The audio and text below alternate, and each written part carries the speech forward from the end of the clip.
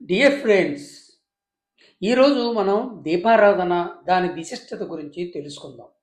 దీపారాధన అనేది హిందువులు ఫాలో అవుతున్న ఒక గొప్ప సంప్రదాయం. ప్రతిరోజు ఉదయాన్నే చసేల స్నానం చేసి పూజ గదిలో దీపం వెలిగించి పూజ చేసి తర్వాత మాత్రమే దైనందిన కార్యక్రమాలు చేస్తారు. ఈ విధానం అత్యంత పవిత్రమైనది. దీపం జ్ఞానచిహ్నం. మనలోని అజ్ఞానాన్ని పారద్రోలి విజ్ఞానాన్ని కలుగజేస్తుంది. అంటే దీపారాధన మన జీవితంలో చీకటిని దూరం చేసి జ్ఞానమనే వెలుతురునిస్తుంది.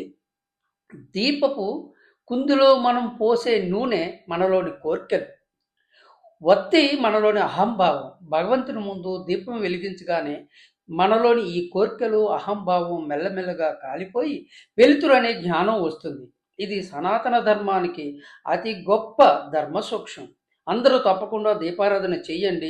సనాతన ధర్మం విలువలు కాపాడండి. ఓం నమో వెంకటేశాయ.